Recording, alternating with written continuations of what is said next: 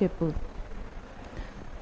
कल हम अलंकारों के बारे में पढ़ रहे थे नेक्स्ट क्लासेस में। प्रीवियस क्लास में हमने अलंकारों के विशेषताओं के बारे में, अलंकार क्या है, अलंकार का क्या काम है, उसके बारे में अपने ना उसका इंट्रोडक्शन पढ़ा था।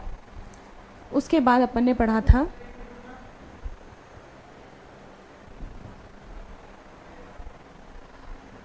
उनकी विशेषताओं के आधार पर उनके प्रकारों के बारे में। मैंने बताई थी 3 प्रकार के होते हैं कि विशेषताओं के आधार पर अलंकारों को मोटे तौर पर 3 भागों में बांटा जा सकता है, जिसको मैं अपन आगे, पहला है शब्द अलंकार। शब्द अलंकार ध्वनि का अलंकरण। शब्द अलंकार, इसको ध्वनि का अलंकरण भी कहते हैं।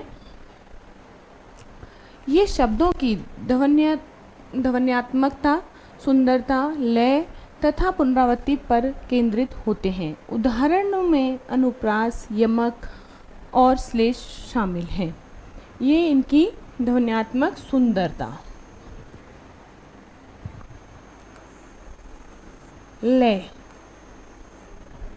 या पुनरावृत्ति, बार बार रिपीट होते हैं पर केंद्रित होते हैं। इसके जो प्रकार में है यमक, अनुप्रास और श्लेष, ये हैं। फिर आते हैं, सेकंड है, पहला तो ये हो गया शब्द अलंकार, दूसरा है अर्थ अलंकार। अर्थ का इसमें हो रहा है ध्वनि का अलंकरण। शब्द अलंकार में हो रहा है ध्वनि का अलंकरण और अर्थ अलंकार में होगा अर्थ का अलंकरण। यहाँ ध्वनि कि उसमें साउंड किस चीज़ की आ रही है, ध्वनि किस चीज़ की आ रही है, उसमें आवाज़ किस चीज़ की आ रही है, उसका अलंकरण होगा। और यहाँ होगा अर्थ का कि उसका अर्थ क्या निकल रहा है, उसका सेंस क्या है। तो यहाँ अर्थ का अलंकरण ये शाब्दिक सुंदरता पर जोर देते हैं कि उसका शब्द अच्छा हो, शाब्दिक रूप से वो अच्छा होगा तो उसका अर्थ भी मोस्टली अच्छा ही निकलेगा। जो सुंदर है तो सुंदरता मतलब बहुत सुंदरता, तो उसका शाब्दिक सुंदरता पर बल देते हैं। ये साहित्यिक कार्य के अर्थ और गहराई को प्रभावित करते हैं। उदाहरणों में उपमा, रूपक और अतिशयोक्ति सम्मिलित हैं। किसी के प्रति अतिशयोक्ति करना, किसी को रूपक, किसी को उपमा देना। उपमा जैसे कि मोरनी जैसी चाल है तेरी, तो मोरनी जैसी मतलब उपमा दे दी हमने उसको मोर की।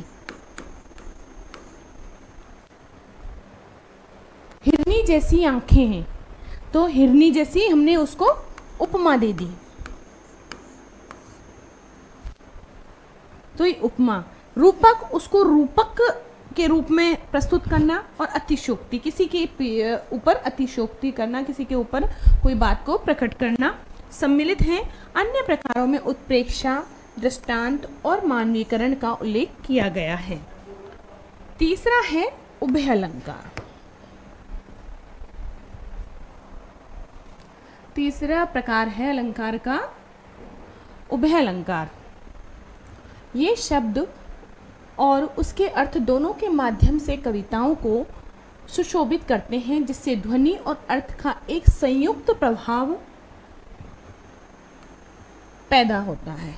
ध्वनि और अर्थ का संयुक्त प्रभाव पैदा होता है। इस श्रेणी में एक अन्य अलंकारों के संयोजन और संलयन शामिल है। उभय अलंकार, नाम से स्पष्ट हो रहा है कि उभय अलंकार,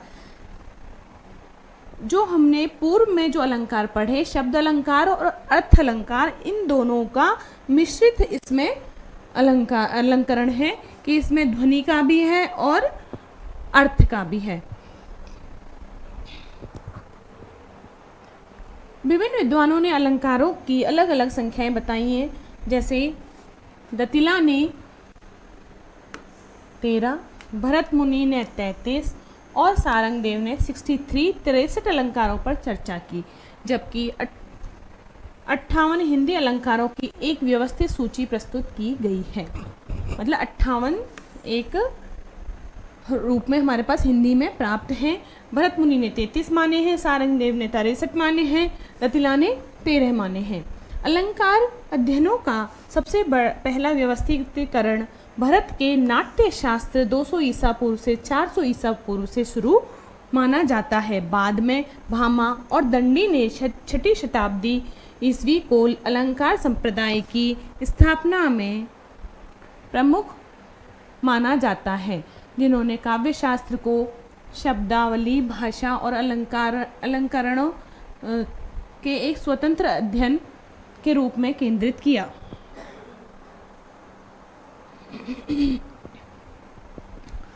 अलंकार शास्त्र भारतीय सौंदर्य शास्त्र का एक पारंपरिक विज्ञान है जो साहित्यिक रचना और अलंकरण के सिद्धांतों और तकनीकों से संबंधित है।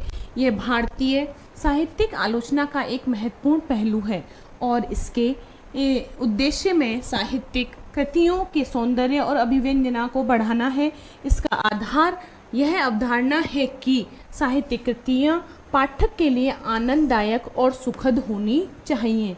साहित्य अगर पढ़ रहा है कोई पाठक तो उसको वो अच्छा फील करे, अच्छा महसूस करे कि वो आनंददायक, क्योंकि उसमें इंटरेस्ट होगा, मतलब अच्छा होगा तभी वो उसमें रुचि लेगा, उसको आनंद आएगा पढ़ने में, तभी वो उसको पढ़ने में रुचि लेगा। और सुखद होनी चाहिए। इस प्राचीन अनुशासन का अध्ययन और अनुप्रयोग समकालीन भारतीय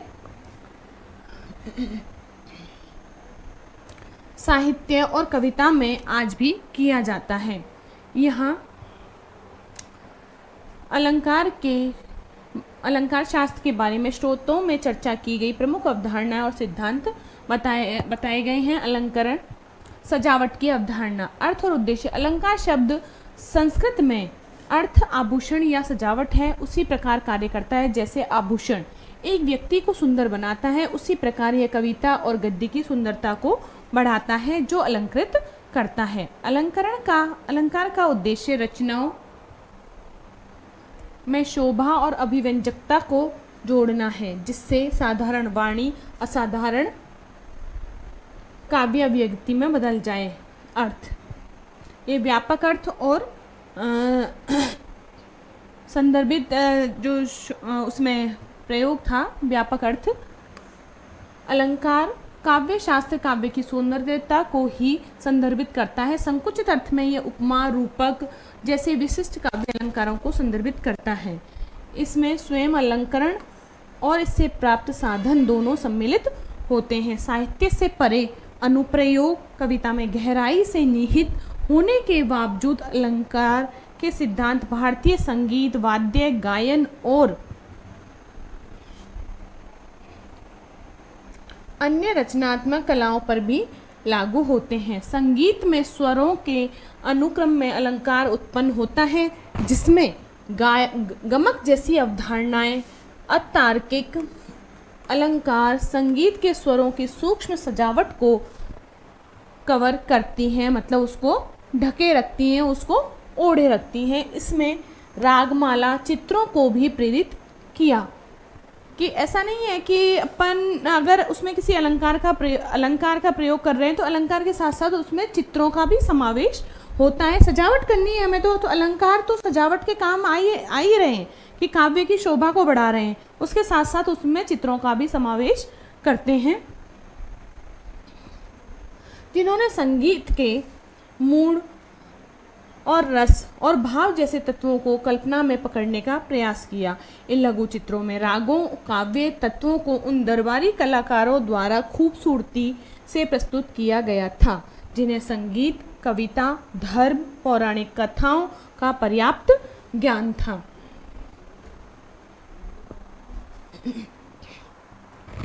शब्द अलंकार, अर्थ अलंकार हो ही गए।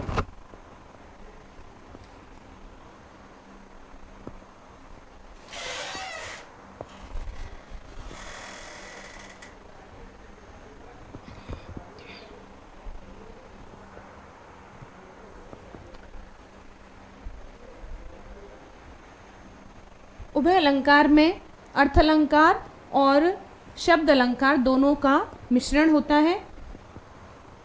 ये शब्द और अर्थ दोनों को ही प्रकट करते हैं।